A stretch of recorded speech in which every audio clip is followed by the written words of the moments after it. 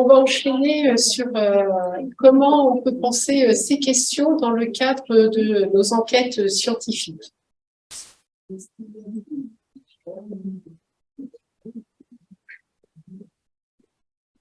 Et pour commencer, je voudrais reconnaître que j'ai emprunté mon titre, en tout cas je me suis inspirée de l'ouvrage fondateur de Judith Butler, Troubles dans le genre. Donc, dans nos enquêtes, très classiquement, on utilise une question pour définir ce qu'est une femme ou un homme, qui est finalement quel est votre sexe, masculin, féminin. Et là, c'est l'enquête de santé européenne. Et c'est une question extrêmement importante dans nos enquêtes, puisqu'elle va nous servir ensuite à filtrer tout un ensemble de questions, en particulier sur la santé reproductive, puisqu'on fait l'hypothèse que les personnes qui ont coché féminin ont un utérus, et donc on va leur poser des questions sur la grossesse, sur le frottis, etc. Et ça va également nous servir à formuler les questions au féminin ou au masculin en faisant l'hypothèse que les gens qui ont défini et qui se sont classés comme féminins se définissent comme des femmes. Alors, on retrouve exactement la même question dans la cohorte Constance, c'était juste pour deux exemples, mais on pourrait les multiplier de façon importante, puisque c'est presque toujours comme ça qu'on va aller capter le sexe dans nos enquêtes. On le capte aussi de façon binaire et avec une seule variable dans les données administratives de santé. Donc, ici, la carte vitale avec le premier numéro. 1 pour les hommes, hein, dans toutes les enquêtes c'est pareil aussi, 1 c'est l'homme et 2 c'est la femme, et ce numéro va nous servir à orienter nos stratégies de santé publique en envoyant par exemple un courrier spécifique aux personnes qui ont le numéro 2 pour la prévention de la lutte dans le cancer du sein. Alors, il est extrêmement difficile finalement de s'interroger sur cette variable parce qu'elle semble complètement naturelle, c'est toujours la même qu'on utilise, et finalement, on se pose rarement la question de savoir s'il faut vraiment continuer à l'utiliser ou pas. Et si on essaye de creuser un petit peu finalement, mais pourquoi on utilise cette question qui semble absolument immuable, on arrive à des discours en général sur le fait que, eh bien, c'est la réalité que l'on perçoit à la fois comme naturelle et comme biologique et physiologique. D'ailleurs, on vient d'en parler. Alors, quand on veut dire que être un homme, être une femme, c'est une réalité immuable et naturelle, on a tendance à parler de la préhistoire, ça revient souvent dans le discours sociétal, et l'idée c'est que finalement, à la préhistoire, on peut se débarrasser ou contrôler au maximum les effets de la société. On est un peu dans une société la plus primitive possible, en dehors des effets sociétaux, en tout cas c'est l'hypothèse sous-jacente, et que en regardant ce qui se passe à la préhistoire entre les hommes et les femmes, eh ben, on pourrait avoir une idée de ce que c'est que les relations naturelles entre les femmes et les hommes. Et qu'est-ce qu'on dit sur cette époque à partir des connaissances scientifiques? Je vous les ai représentées ici. Il y a deux grands volets. Sur la gauche, vous avez la représentation de l'homme de Néandertal. Et on va représenter un homme qui va à la chasse, qui protège le groupe, qui va inventer de nouveaux outils, qui va aller faire des représentations dans les grottes. Et si vous avez de bons yeux, vous avez peut-être vu la femme sur ma photo, elle est toujours représentée comme ça. Elle est complètement invisible, elle est au fond de la grotte et elle est en train de porter un enfant. Donc ça, c'est vraiment la représentation de la préhistoire à partir des connaissances qui ont été produites. La deuxième représentation du masculin et du féminin au naturel, donc dans la préhistoire, c'est celle de violences sexuelles envers les femmes, qui serait donc structurelle. Et donc, vous avez un tableau ici du 19e siècle, le rat à l'âge de pierre, et puis le petit dessin qui est vraiment la représentation du 20e siècle des relations hommes-femmes à la préhistoire. C'est quoi à cette époque? C'est une femme qu'on tire par les cheveux, qu'on enlève. Donc, vraiment une relation entre les hommes et les femmes qui est finalement avec trois grandes, je dirais, dimensions. La première, c'est une humanité binaire des hommes et des femmes, avec une division sexuée du travail très importante entre les hommes et les femmes, et des violences envers les femmes qui sont qui sont naturalisées. Alors cette représentation, je dirais mythologique peut-être, en prenant le terme de Bruno, ou historique ou préhistorique, ça va avoir des conséquences dans la société d'aujourd'hui, parce que cette façon de penser les relations des hommes et des femmes au naturel, ça finalement induit une naturalisation des violences envers les femmes, dont on sait que c'est un sujet important, et ça dédouane d'une certaine façon les auteurs d'agression, puisque ne font que répondre à la nature qui les appelle, et ça place les femmes en situation de victim blaming. On va les blâmer pour les agressions, puisqu'elles n'ont pas su se protéger de la nature qui est les hommes. Et il y a tout un travail de déconstruction des associations et des programmes de prévention des agressions sexuelles autour de ce discours de la naturalisation des violences. Ici, je vous ai mis une petite vidéo d'une minute dans le cadre d'un programme américain. Je ne sais pas si ça va marcher et si les gens à distance vont entendre. Je tente l'expérience.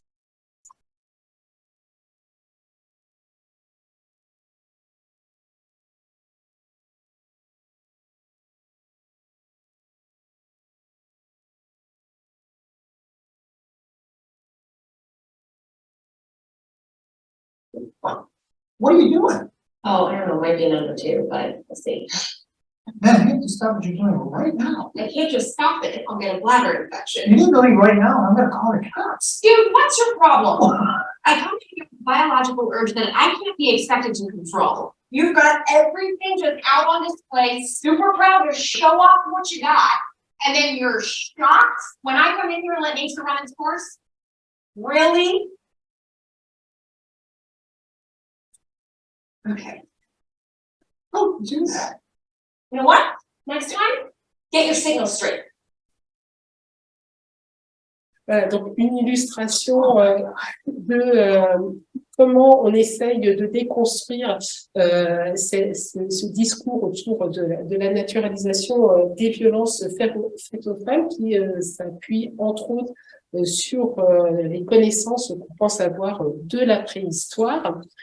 Et je dirais que ce discours sur la préhistoire est en train de subir une déconstruction assez importante avec le travail de préhistoriennes telles que Marilène Patou-Matisse, qui est directrice de recherche au CNRS, et qui propose de revisiter ces résultats, cette façon de penser le masculin et le féminin à la préhistoire, avec l'hypothèse que ces connaissances reflètent en réalité bien plus l'impossibilité des chercheurs qui ont produit ces résultats de penser la société en dehors des normes genrées de la société dans laquelle ils vivent que de véritables résultats.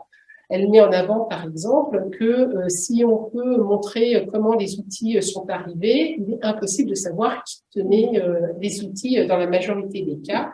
Et puis, il y a des résultats qui viennent vraiment remettre en cause ces résultats sur la préhistoire et les relations entre les hommes et les femmes. Et par exemple, il y a les travaux de Marie-Antoinette Delaunay, qui était également directrice de recherche au CNRS. Et Marie-Antoinette avait l'habitude, dans le cadre de son activité de recherche, de passer à côté de la sépulture de l'homme de Menton, qui était une découverte faite une centaine d'années avant qu'elle arrive dans la recherche. Et en passant devant cette sépulture, qui est une sépulture extrêmement importante dans la recherche sur la préhistoire, qui a permis de repenser certains résultats sur la préhistoire, elle s'est aperçue d'un petit détail que tout le monde aurait pu voir finalement, c'est que les caractéristiques du bassin de cet homme de Menton semblaient assez spécifiques. Et je vais laisser Marie-Antoinette vous expliquer ça.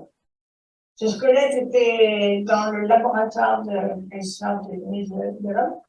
Et tous les jours, je le voyais. Je me suis aperçue que ce bassin n'avait rien de masculin. C'était un bassin large, avec une échantillon sciatique très divers, comme sur les bassins féminins. Mais ce qui avait, je pense, surpris les étudiants, c'est que c'était un individu assez costaud. Et bien sûr, on attribuait toujours la robustesse à un homme. Bien qu'il existe des femmes qui sont aussi robustes. Et deuxièmement, c'était un squelette qui avait des décorations au niveau du crâne. Donc, on a pensé que c'était aussi bien décoré, aussi bien enterré. C'était certainement un chef. Mais en général, un chef, c'est un chef. C'est pas un chef. C'est une femme. Alors, finalement, l'étude d'anatomie nous a montré que c'était bien une femme. Et c'est une femme robuste. Une femme robuste. Et cette histoire de l'homme de Menton, qui est devenue la dame de Cavillon après des analyses plus poussées, une femme dont on estime qu'elle est décédée un peu avant 40 ans, après avoir eu des enfants, montre bien comment finalement, et c'est pas un cas unique, hein, il y a d'autres cas comme ça d'hommes de la préhistoire qui sont devenus des dames de la préhistoire, montre bien comment finalement les chercheurs ont observé quelque chose et en ont déduit des choses sur les relations et sur la relation de pouvoir de l'homme dans la société préhistorique qui correspondaient bien plus à leur propre présupposé, à leur propre société, qu'à une observation scientifique. Et il y a un ensemble de connaissances en ce moment qui sont revues à l'aune de cette nouvelle analyse qui est menée, on le voit, en particulier par des chercheuses. Donc, je dirais qu'il y a un bouleversement aujourd'hui et depuis quelques années sur la façon dont on peut penser les relations naturelles entre les hommes et les femmes, en tout cas lorsque on s'intéresse à la préhistoire qui est souvent mobilisée dans le discours. L'autre argument, c'est la réalité biologique et physiologique. Alors là, on a l'impression que c'est simple, hein, le bébé naît et là on dit c'est un corps de fille ou c'est un corps de garçon. Et donc c'est tout simple, hein, il y a deux catégories bien définies. Alors en réalité, comme dans tous les domaines des sciences de la vie, il n'y a pas de choses bien fixes, il y a une variabilité qui est importante, encore plus dans la définition de ce qu'est un corps masculin et un corps féminin, puisque ça va mettre en jeu différentes dimensions qui impliquent les organes génitaux, la production d'hormones ou la constitution génétique. Et donc, c'est pas deux catégories bien fixes, c'est plutôt des personnes qui vont correspondre à une définition qu'on va appeler typique de ce qu'est un corps médical et féminin, avec une définition médicale de ce qui est typique. Et puis, on a commencé à en parler tout à l'heure avec David, il y a des personnes qui ne rentrent pas dans ces cases de la définition typique du masculin et du féminin, qui représentent, on estime, un peu moins de 2% de la population. Et ces personnes qui ne rentrent pas dans les cases vont venir interroger finalement notre modèle et notre façon de penser la binarité du sexe. Si on se replace dans les années 1950, la façon de penser ces personnes qui ne rentrent pas dans la définition typique des corps masculins et féminins était une approche pathologique de ces corps. On parlait de troubles, anomalies, désordres du développement sexuel. Et pour ces personnes qui étaient catégorisées comme souffrant de ces troubles, on allait proposer aux parents des chirurgies de normalisation sexuelle ou de réassignation afin de permettre que le corps rentre au maximum dans l'une des deux catégories, se rapproche de la norme de ce qu'on définit comme un corps masculin et féminin. À noter que dans 85% des cas, on estime que ces prises en charge répondaient qu'il y avait uniquement un besoin de réassignation, c'est-à-dire normalisation du corps, sans autre besoin de santé. Alors, cette façon de penser ne pas appartenir aux deux catégories typiques a beaucoup évolué depuis les années 1950, en particulier du fait de la mobilisation des personnes concernées, c'est-à-dire les personnes qui ont été prises en charge et qui ont eu ce type de chirurgie. Et ici, vous avez une photo de Vincent Guillot, qui est une personne qui a eu ce type de chirurgie et qui s'est énormément mobilisée sur cette question. Les comités, en particulier de droits de l'homme, ont été mobilisés, ont été interpellés par les associations et les personnes concernées, avec une demande sur le fait que ces personnes considéraient que ces chirurgies étaient une atteinte à l'intégrité de leur corps, des mutilations et même des actes de torture.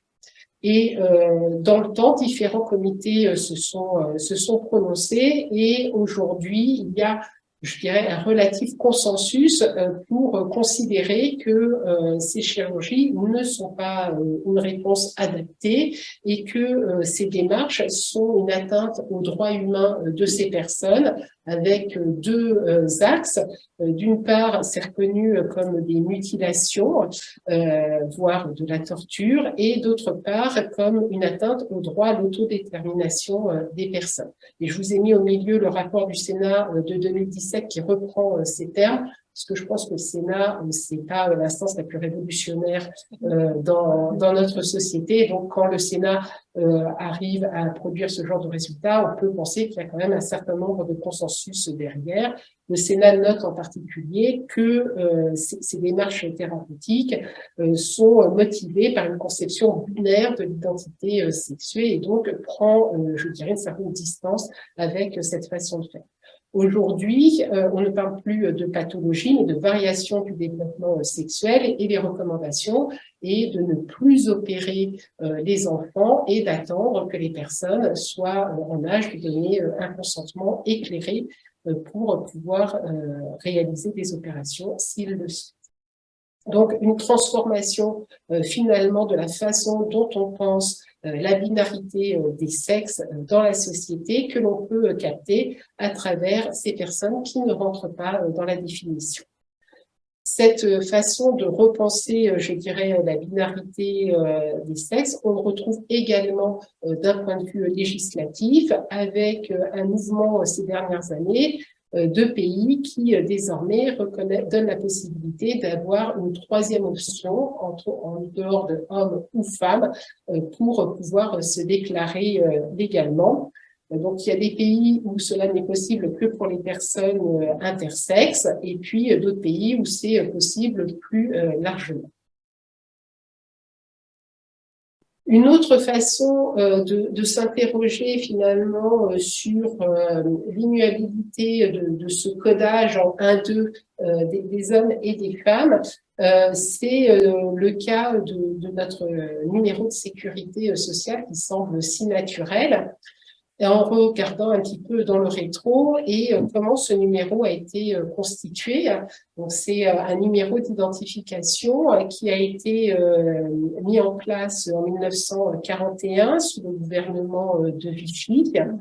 Et à cette époque, il n'y avait pas 2 numéros, mais 10 numéros possibles, du 0 au 9.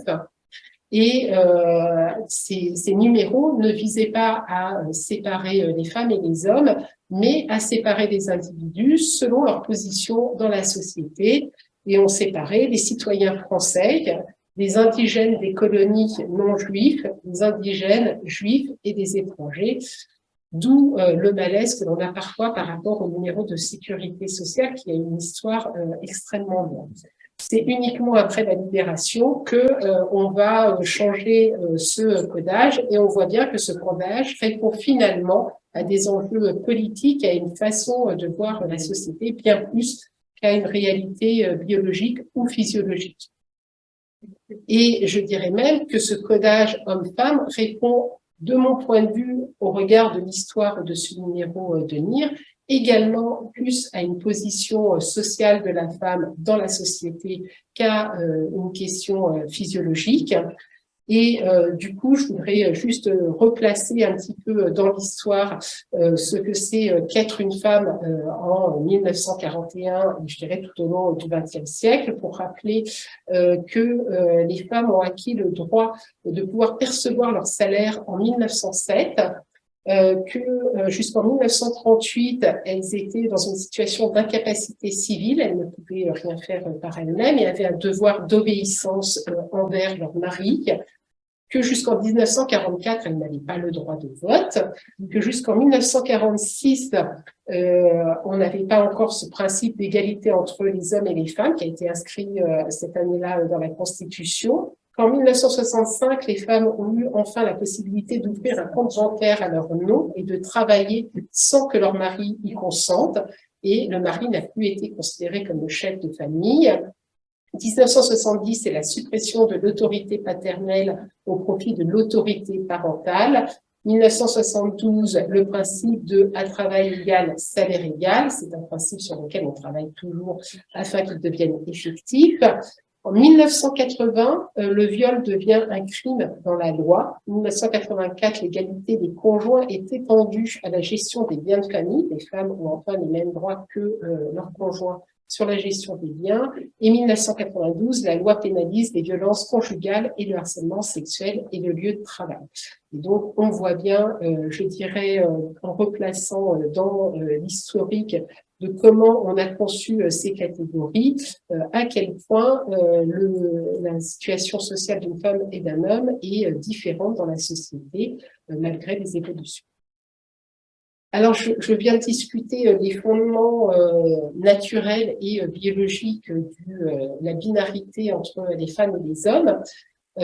Une autre façon de se poser la question, c'est finalement, est-ce qu'il y aurait des raisons de faire autrement?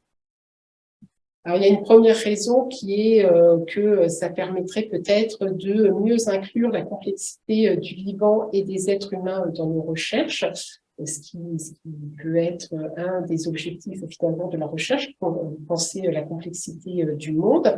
Inclure la diversité, ça va être prendre en compte les personnes qui se définissent comme non-binaires. Je vous ai mis Sam Smith, le chanteur qui s'est déclaré non-binaire en 2019, et puis une personne intersexe, Clémence, qui a fait différentes interviews dans les médias pour parler de son expérience de vie en tant que personne intersexe et invisibilisée dans la société.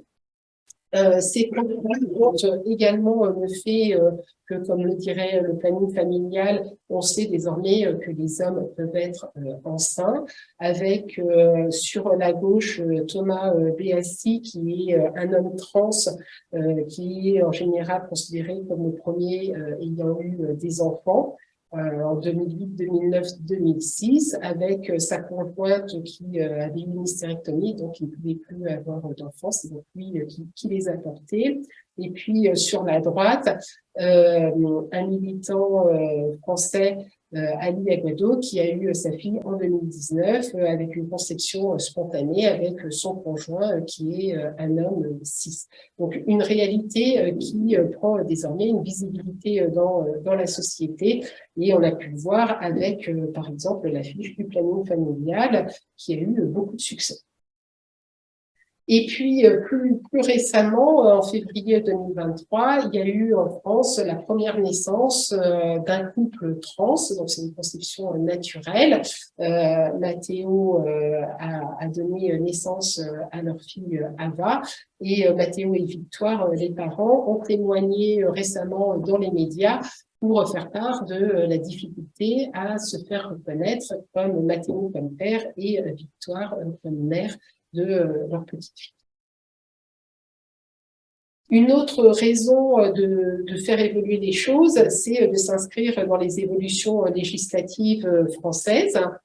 Donc, si on regarde ces questions dans la législation et dans les textes réglementaires, j'ai déjà abordé la question des personnes intersexes avec la modification profonde qu'il y a eu sur la façon de penser la question des personnes intersexes. On a également une évolution majeure sur la question de la modification du sexe à l'état civil et des personnes trans. Donc 79, c'est les premières prises en charge pour changer de sexe. Et en 92, on a une décision de la Cour de cassation qui permet de changer de sexe à l'état civil, à la condition expresse d'avoir une opération de changement de sexe qui est stérilisante, ce qui permettait de garder le cadre hétéronormé et de ne pas avoir des hommes qui soient enceintes et qui accouchent. Et puis, en 2015, on a une première condamnation de la Cour européenne des droits de l'homme. Alors, c'était envers la Turquie, mais il y avait une histoire en cours, il y avait également un dossier en cours sur la France qui sera examiné en 2017 exactement sur la même question. Et la Cour européenne statue qu'il n'est pas possible de donner un droit, le droit au respect de la vie privée, qui sous-tend le fait de changer de sexe à l'état civil. Ce droit ne peut pas être conditionné au renoncement d'un autre droit, qui est le droit au respect à l'intégrité physique, et ces opérations sont considérées comme une atteinte au respect à l'intégrité physique. Voyant arriver la condamnation, la France va changer sa législation et désormais, depuis la loi du 18 novembre 2016, il est possible de changer de sexe à l'état civil sans avoir d'opération, ce qui explique que l'on va avoir des naissances chez les personnes trans en France, chez les hommes trans. Une autre raison de se demander s'il ne faut pas faire autrement, c'est l'état de l'art scientifique. Alors, dans cet état de l'art, on distingue, on n'a pas une variable, mais deux grandes dimensions. D'une part, le sexe, qui est l'ensemble des attributs biologiques, qui est généralement binaire, mais où on considère également des variations par rapport aux définitions atypiques. Et puis le genre qui fait référence aux rôles, comportements et identités socialement construits des femmes et des hommes et des personnes ayant un genre différent. Il influence la façon dont les gens se perçoivent et perçoivent les autres, la façon dont ils se comportent et interagissent, ainsi que la répartition du pouvoir et des ressources dans la société. Le genre est également conçu à tort comme un facteur binaire. En réalité, il existe un spectre d'identité et d'expression de genre qui définissent la manière dont les individus s'identifient et expriment leur genre. Avec ces deux grandes dimensions, il y a de plus en plus de publications qui font état de l'importance de prendre en compte à la fois le sexe et le genre dans les études de santé. Et là, je vous mets une revue de la littérature qui est parue en 2020 dans le Lancet et qui conclut justement sur l'importance de bien prendre en compte ces deux dimensions pour étudier la santé, les causes de décès en général. On a également, il y a de nombreux articles, donc j'en ai juste choisi deux. Un article dans American Journal of Epidemiology qui souligne l'importance de prendre en compte ces deux dimensions dans les études épidémiologiques et qui fait l'hypothèse que rester sur une variable unique binaire, le sexe, c'est s'inscrire dans la cisnormalité, et il montre à partir de deux exemples dans l'article comment cela va impacter négativement sur les résultats et nous empêcher de penser complètement le sujet de façon adéquate. Alors, cet état de l'art, il est déjà suffisamment posé pour avoir conduit à des guidelines qui proposent de prendre en compte à la fois le sexe et le genre dans nos études. Et je vous mets ici les guidelines de l'International Committee of Medical Journal Editors, auxquels vous devez tous connaître normalement. Il y a 1000 revues scientifiques qui suivent ces guidelines, dont le Lancet, le New England, le BMJ, le JAMA, etc., etc. Et depuis, donc, ce comité publie pratiquement de façon annuelle des guidelines. Au début, c'était beaucoup plus espacé, mais maintenant, c'est annuel. Et depuis 6 ans, depuis la version de décembre 2016, la recommandation, c'est que dans les études, on utilise correctement, c'est déjà la première étape, soit le terme sexe quand on parle de facteurs biologiques, soit du genre quand on parle de facteurs sociaux, et donc il faut être capable de savoir de quoi on est en train de parler. Et il recommande également que l'on décrive la méthode de mesure de ces deux dimensions. Il y a également des recommandations pour prendre en compte ces deux dimensions dans les analyses. D'autres guidelines, là, c'est des guidelines européens qui sont très proches des guidelines internationales que je viens de vous présenter, mais l'avantage supplémentaire de ce groupe, c'est qu'en plus, ils ont fait une checklist pour vérifier qu'on fait les choses correctement et qu'on prend correctement en compte ces deux dimensions. Alors, quel est le problème par rapport à notre façon de mesurer le masculin et féminin dans nos études avec cette variable binaire? Eh bien, je dirais que le problème majeur, c'est qu'on ne sait pas du tout ce qu'on mesure, on ne sait pas ce que les gens nous répondent. Est-ce qu'ils nous déclarent le sexe qui a été assigné à la naissance? Est-ce qu'ils nous déclarent le sexe à l'état civil au moment de l'enquête? Est-ce qu'il nous déclare le fait d'avoir ou non un utérus, qui est la façon dont on utilise cette variable ensuite pour filtrer nos questions? Est-ce qu'il nous déclare leur identité de genre ou leur expression de genre? Eh ben, c'est peut-être très variable et en tout cas, il va être très difficile d'expliquer ce qu'on mesure avec cette question dans nos articles et donc de pouvoir analyser s'il s'agit d'une variable biologique ou d'une variable socioculturelle. Alors, on n'est pas en race campagne sur cette question. Il y a déjà des gens qui ont réfléchi à ces questions, qui proposent des solutions, des questions pour pouvoir mesurer ces deux dimensions. L'approche, je dirais, basique, c'est juste d'avoir deux questions. Et ce qui est souvent proposé, c'est d'avoir une première question sur le sexe assigné à la naissance, avec une réponse qui va être binaire ou trinaire selon que le pays accepte un troisième sexe ou pas, et puis une question sur l'identité de genre, donc la façon dont les gens se définissent. Dans l'article d'American Journal of Epidemiology, vous verrez que l'autrice propose une approche beaucoup plus large et multidimensionnelle de ces deux dimensions, avec un tableau où elle liste les différentes dimensions qui structurent le sexe et le genre, et où on retrouve le sexe assigné à la naissance et l'identité de genre, entre autres, mais également d'autres dimensions. Et il y a des pays où ces questions-là sont déjà complètement intégrées dans la façon de penser la société. Ici, vous avez le recensement de 2021 d'Angleterre, où il y a désormais deux questions. La première qui est quel est votre sexe? Et on précise aux gens que ce qu'on leur demande, ce n'est pas leur identité de genre, mais leur sexe. Et ensuite, pour les personnes qui ont plus de 16 ans, on leur demande s'ils s'identifient ou non à leur sexe assigné à la naissance. Et vous avez ici les résultats par âge, avec de façon tout à fait attendue, et David l'avait indiqué tout à l'heure, une fréquence plus élevée chez les jeunes. Il y a 1% des 16-24 ans qui ont déclaré ne pas s'identifier dans le sexe assigné à la naissance. Donc, on est loin d'une épidémie par rapport à l'hypothèse évoquée par David, mais on est sur une fréquence plus élevée chez les jeunes que chez les personnes plus âgées qui ont vécu dans une société où ces questions se posaient moins, étaient moins pensées. Donc, pour conclure, on a discuté des fondements qui font qu'on justifie, enfin, ce qui est généralement avancé pour justifier d'avoir une variable binaire. On a vu qu'il existait différentes raisons peut-être de faire autrement, et en particulier le fait que l'état de l'art et les guidelines internationales de publication nous poussent désormais à faire autrement.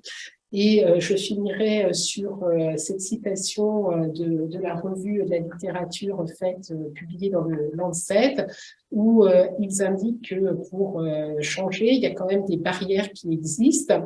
Ils soulignent qu'il y a déjà des autorités, en particulier les personnes qui financent la recherche, qui poussent les chercheurs à prendre en compte à la fois le sexe et le genre, et que la barrière qui subsiste pour le faire, c'est finalement nos croyances, nos attitudes et nos connaissances, et je dirais du coup nos stéréotypes et notre difficulté à repenser cette question plus largement. Voilà, je vous remercie.